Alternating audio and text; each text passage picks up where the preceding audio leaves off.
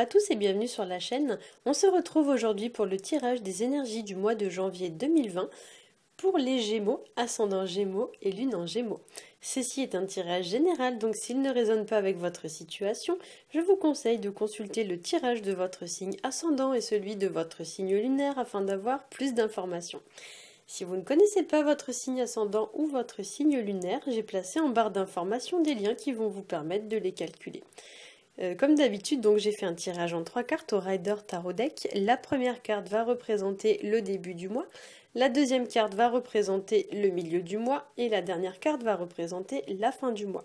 Donc on va commencer tout de suite avec la première carte que j'ai tirée pour vous et il s'agit de la carte de l'étoile. Alors la carte de l'étoile, depuis que j'ai commencé à filmer les taroscopes de janvier, je crois qu'elle ressort pratiquement dans un tirage sur deux si c'est pas plus. Donc c'est assez drôle. Souvent, ouais, il y a des cartes comme ça qui se distinguent un peu des autres chaque mois, qui reviennent beaucoup. Mais alors là, celle-ci, pour le coup, elle ressort vraiment dans énormément de tirages. Je trouve ça un petit peu incroyable quand même. Alors c'est une carte qui va nous parler de but, qui nous parle de rêve, qui nous parle d'espoir. C'est une carte qui nous demande de garder confiance, foi et optimisme dans une situation. Elle nous parle de bonté, de générosité. Parfois même on est dans une forme de générosité qui est excessive, avec l'idée que pour certains, vous prenez sur vos épaules du poids que vous n'avez peut-être pas forcément à prendre, quoi. Il y a l'idée un petit peu qu'il y a des choses qui vous pèsent un petit peu plus que nécessaire. C'est une carte qui va nous parler aussi pour certains de s'investir dans une situation, voire même de se sacrifier pour les autres, ou alors de se sacrifier pour une situation.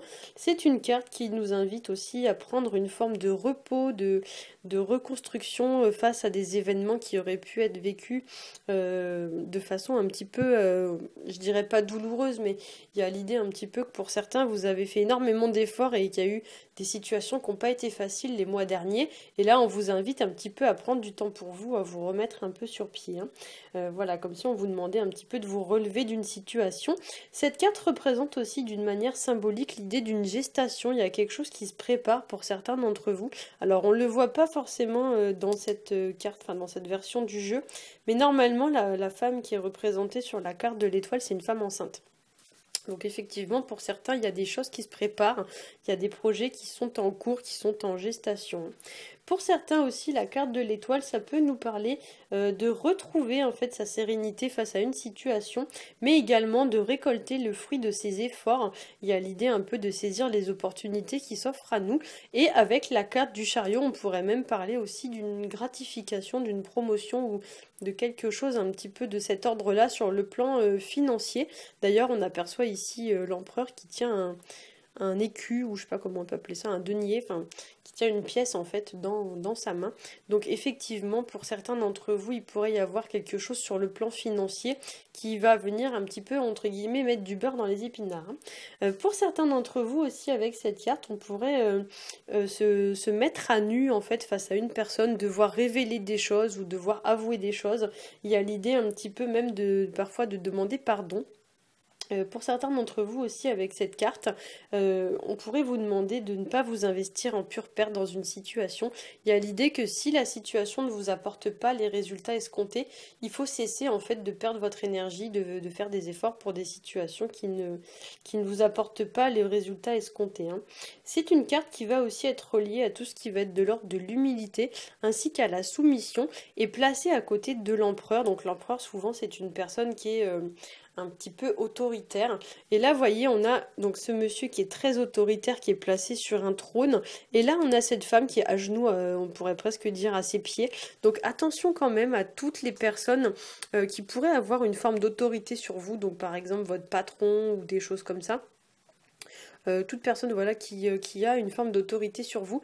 Attention quand même à la façon dont vous allez être traité par ce genre de personne, parce qu'avec ces deux cartes-là, il pourrait y avoir une personne qui abuse un petit peu de son autorité, ou du moins qui s'en sert un petit peu pour, j'irai pas jusqu'à dire pour rabaisser les autres, mais c'est un peu l'idée quand même.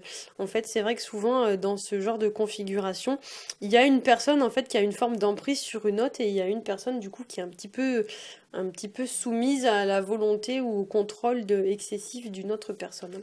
Alors on va passer donc justement à la deuxième carte qui est la carte de l'empereur. Alors la carte de l'empereur, c'est une carte qui va nous parler de stabilité, de la solidité d'une personne ou d'une situation. Donc c'est une personne stable, c'est une personne qui a les reins solides, une personne qui sait où est-ce qu'elle va. Ça peut nous parler aussi de la construction, ça peut nous parler d'évolution sur le plan matériel et financier, on en a parlé juste avant. Ça nous parle également de pouvoir, de force physique ou mentale et d'autorité. L'empereur peut représenter aussi une personne qui contrôle vraiment très bien ses émotions, qui porte un petit peu comme une carapace. Vous voyez, on le voit ici, il est représenté vêtu totalement d'une carapace, et par-dessus ça, il a une espèce de, je sais pas comment on peut appeler ça, un vêtement, un genre de toge, ou je sais pas comment ça s'appelle. Mais du coup, voilà, ça donne un petit peu l'impression d'une personne, vous voyez, qui est un peu sur ses gardes, vous voyez, qui se laisse pas, qui se dévoile pas forcément, vous voyez, qui se confie pas, qui se dévoile pas, vous voyez, une personne qui garde toutes ses émotions sous contrôle, qui ne révèle pas non plus ses sentiments. Donc attention quand même à ça, parce que pour certains, alors si ça représente vous, si c'est vous qui êtes représenté, ça peut parler voilà d'une personne qui a du mal un peu à se laisser aller, qui a du mal à se livrer, une personne qui est vraiment beaucoup dans le contrôle, hein. Donc peut-être que pour certains, vous gagneriez justement, comme l'indiquait l'étoile, à vous mettre à nu et à vous montrer un petit peu, peut-être même à montrer, j'ai envie de dire, votre vulnérabilité. Alors pour certains aussi, la carte de l'étoile, ça peut nous parler d'une personne qui a de solides assises matérielles ou financières, ou alors d'une personne qui a déjà acquis une certaine renommée, un certain patrimoine. Dans les mauvais aspects de la carte, l'empereur va représenter une personne à l'autorité excessive, donc une personne qui a une forme d'influence ou de pouvoir sur vous, ou alors ça peut aussi représenter une personne qui va essayer de vous prendre un petit peu de haut ce mois-ci. Donc attention quand même, dans le cas où ce serait pas ça, ça peut vous indiquer l'idée que vous devez vous affirmer par rapport à une personne ou par rapport à une situation. Il y a l'idée un petit peu de reprendre votre propre pouvoir entre les mains. Et d'ailleurs, on a aussi cette idée dans la carte du chariot, donc on va y revenir. Mais voilà, le chariot vous dit, entre guillemets, de reprendre les rênes de votre vie en main.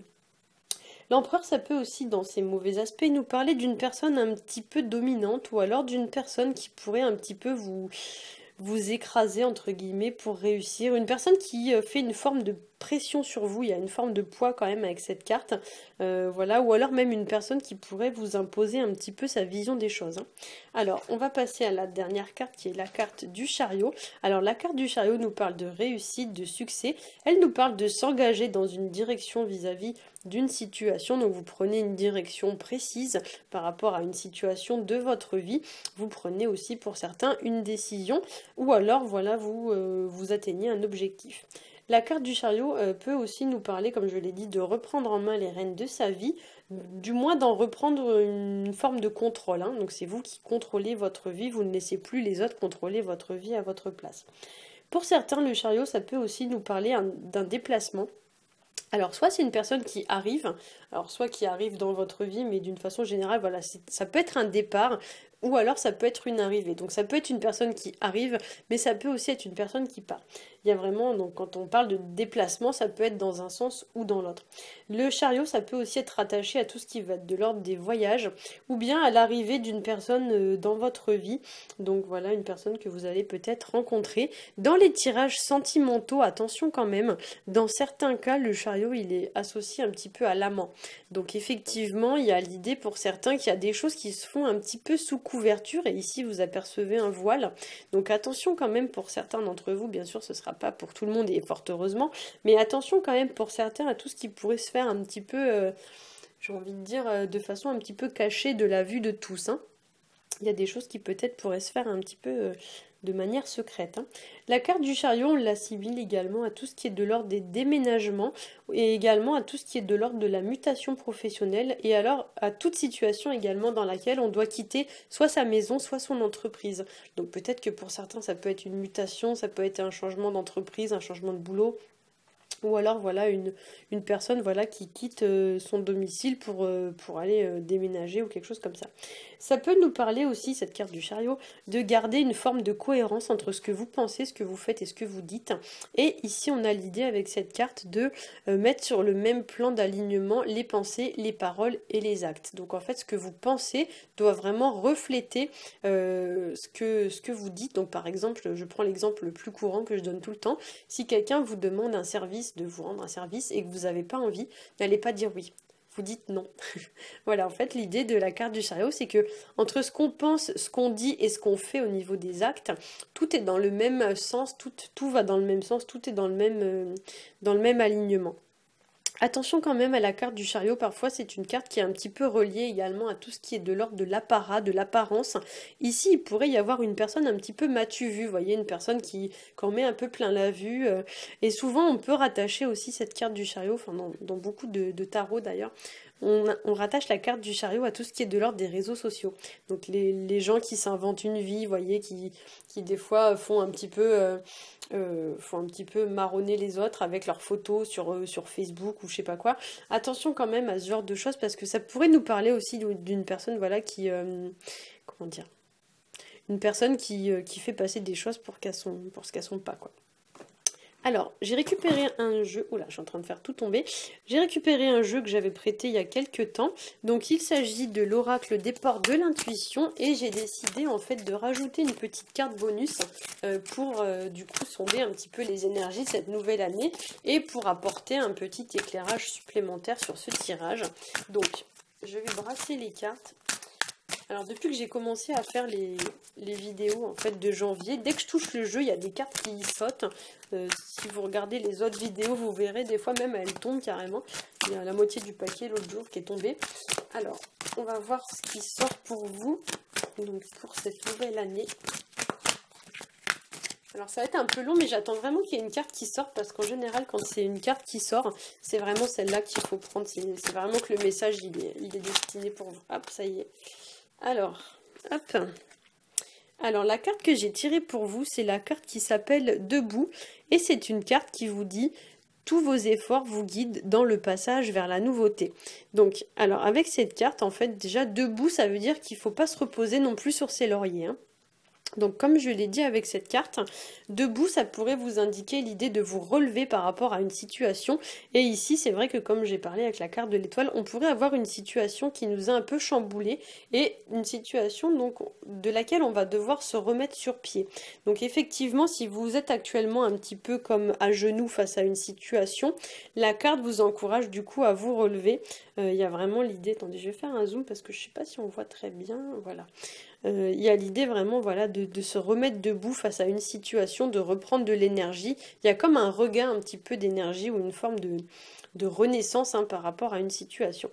Et donc la carte vous dit tous vos efforts vous guident dans le passage vers la nouveauté. Donc passage vers la nouveauté pour moi c'est qu'il y a une transition en fait. Il y a une transition. Il y a une situation voilà, qui passe de quelque chose à autre chose. Donc il y a quelque chose qui se transforme. Hein. Et là, on vous dit que c'est quelque chose de nouveau. Donc il y a vraiment des opportunités, il y a vraiment des choses qui sont au bout du chemin.